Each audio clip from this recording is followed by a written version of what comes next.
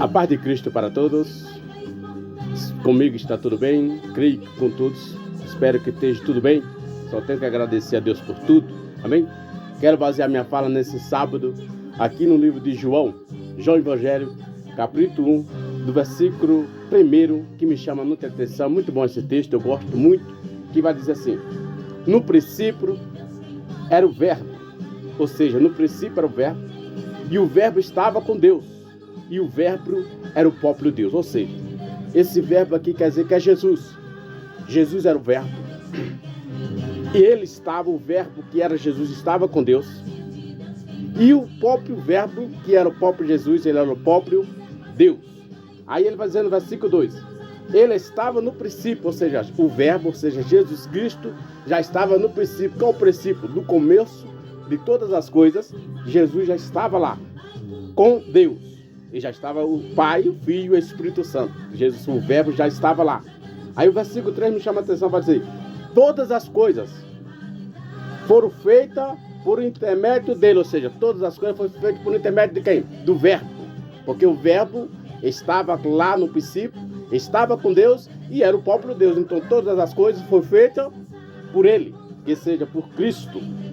E ele vai dizer, sem ele, aí ele continua dizendo, e nada do que foi feito se fez. Então nada que foi feito sem Jesus, nada se fez. Tudo foi feito por intermédio dele. Aí o versículo 4 nos chama a atenção. A vida estava nele. Em quem? A vida estava em Jesus, no verbo, que era o próprio Deus. Então a vida estava em Jesus. E o que aconteceu? E a vida era luz do homem. Ou seja, então se o verbo que estava no princípio, que era o próprio Deus, ele era a vida. E a vida era luz. Esta luz do homem. Por isso que aqueles que estão em Cristo, Jesus mesmo disse, eu sou a luz do mundo.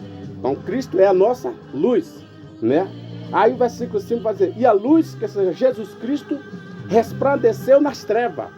Onde Jesus resplandeceu? A luz resplandeceu nas trevas, porque Jesus Cristo resplandeceu no mundo, aonde estava a escuridão, ou seja, estava só o pecado. E o que aconteceu? As trevas, os pecados, não prevaleceriam contra ele.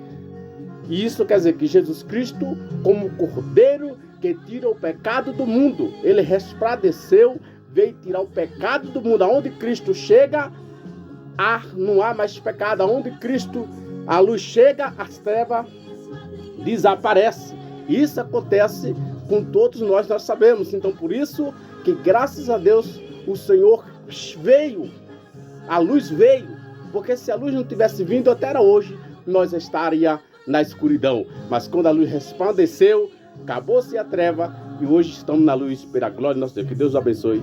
Amém.